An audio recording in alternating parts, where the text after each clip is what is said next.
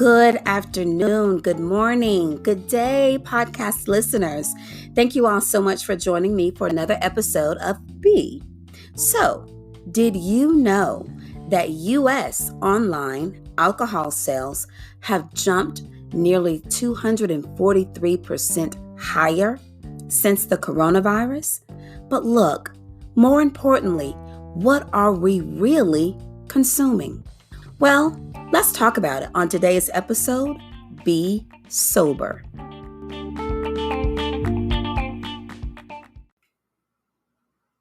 The online numbers, staggering, right? You think about 243% increase since coronavirus. It is only May the 5th.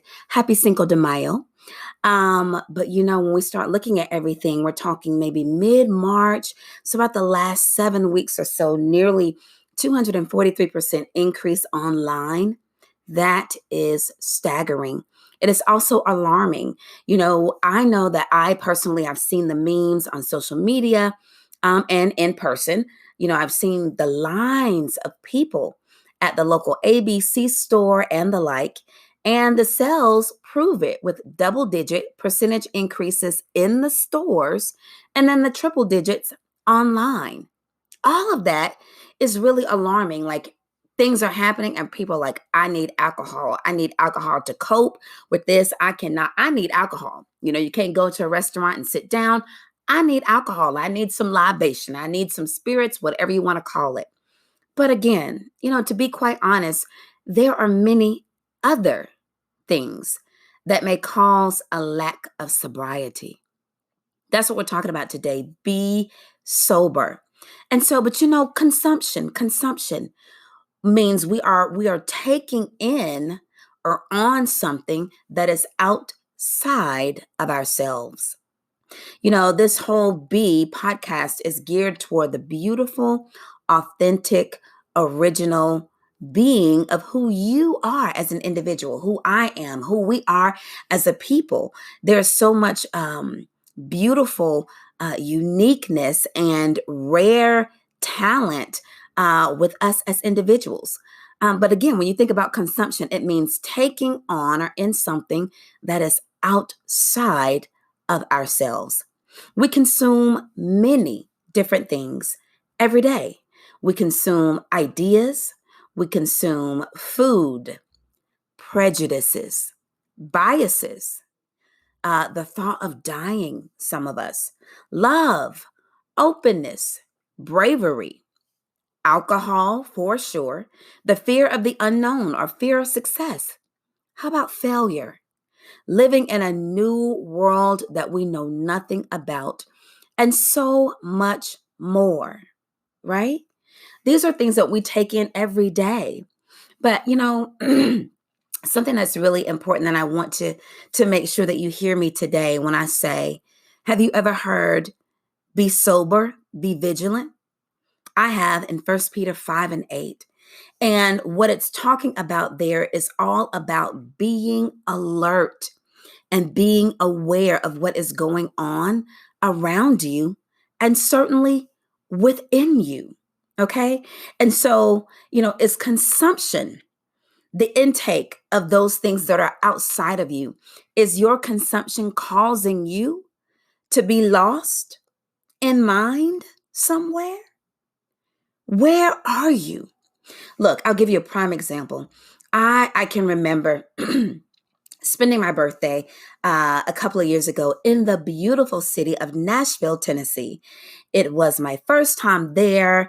I went with my twin sister and a really good best friend of mine, and we just had the most amazing time. Certainly enjoyed everything that Nashville had to offer. Beautiful parks, which were just amazing. But Broadway, of course, if you've been to Nashville, Tennessee, you know about Broadway. It's the downtown nightlife. They've got bars, they have eateries and places where you can hear live music and just good food. And you can take, bike rides around the city. We did all that, horse and carriage rides. It's a really unique place. It's a lively music scene. And for me as a musician, I absolutely ate it up. I just loved it. But I remember we were on Broadway and we were kind of walking around, just kind of soaking up, everything that was going on. And I remembered we walked into this one spot where this live band was playing, super talented individuals, fantastic musicians and singers and drummers and just music people. You could tell that was their heart and that was their core. And there was a band playing that night. And so we were watching them and just amazed and just having a good time, listening to the music, etc. And there was a group of young women there. You could tell they were celebrating and having a bachelorette party. You could see the bride and her bridesmaids, and everybody was dressed with their tiaras and the sashes and all of that. Just looked like they were having a good time. But I remember specifically this one young lady who had had way too much to drink. You could literally look in her face and look in her eyes and see that she was not present. She was not there. Of course, physically she was, but you could tell she was gone mentally. She was at another place. And at one point, as we are all celebrating, and this particular young lady, I saw her, dancing, and she jumped up on the stage with her friend to sing and just really not paying attention or being alert or being aware of where she was. She took a wrong step and fell off the stage, and hurt herself pretty badly. There was blood from her head, and she just hopped back up and kept on going, and this and that, da da da. And her friends noticed, and they grabbed her and they took her to the back to kind of address her wounds and make sure that she was okay, because she didn't even notice what had happened. But one thing I saw, again, as I mentioned, that she, in that moment, whatever she had been consuming, she lost herself in mind. She lost herself in mind. And so it just makes me think, like I said before, about being sober. It's not just about alcohol, even though that's a great analogy, but there are so many other things that cause us to lose our minds or lose ourself in mind somewhere. But we have the authority and we have the right and we have the power to keep our mind and to remain sober in these times when everything else is dizzying and spinning out of control. So I ask you, what have you been consuming? What have you been pondering day and night? Are you eating your emotions?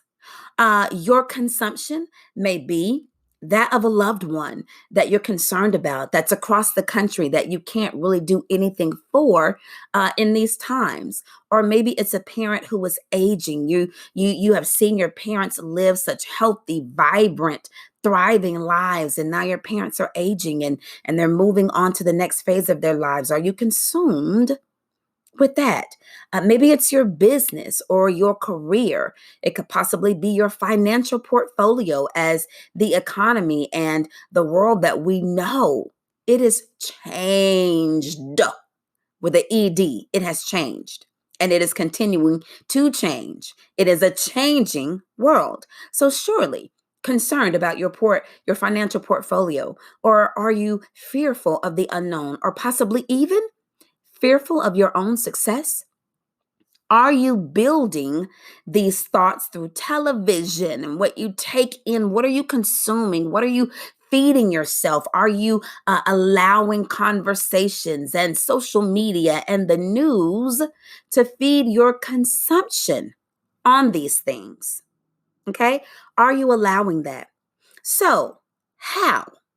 With the understanding that being sober is not just about alcohol, but it's about clarity of mind. So how do we be sober now? How do we stop the excessive overindulgence in our lives of alcohol? Or it could be, like I said before, just kind of night and day pondering and worrying and trying to figure out and this and that. Like, how do we stop that? Well, listen. Here's one way. Pray. Yep. Pray. Pray. Plain and simple. Pray. Look, we are living we are living in a day where we have seen and will continue to see the entire world pray. Okay? Pray. I'll talk about that more in just a moment. Know yourself enough to know when you need to pull back. I need to step away. Let me change my scenery. Let me change my atmosphere. I need some balance here. I'm not being sober in mind. I need some sobriety. Meditate. We've talked about this before. Taking the time to be quiet and to still the storm within, to quiet the thoughts. Put your focus on something positive and be intentional about balancing your intake, no matter what it is. Okay. As I said before, we pray. I'm telling you, prayer. Prayer has been a tremendous part of my life ever since I was 7 years old. I am much older than that now, but pray. And like I said, we are at a point in time where things are happening beyond our control, and we are seeing the entire world pray. But I need the entire world on the other side of this podcast. You are an entire world. I need you to pray. And when you pray, believe and trust God that things will work out for your good. Even in this, for your good. Now, there will be things that happen that are beyond our control. However, your perspective and your intake of those things are all you. So I encourage you today to choose wisely what you partake in so that you don't lose yourself in mind and you're yet sober and vigilant, meaning that you are aware, you are clear of mind, you operate and you live and you make good decisions and choices for your life and for those around you.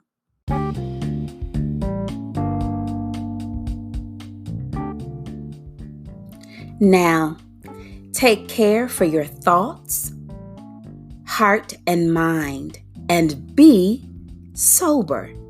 You've got everything it takes to win.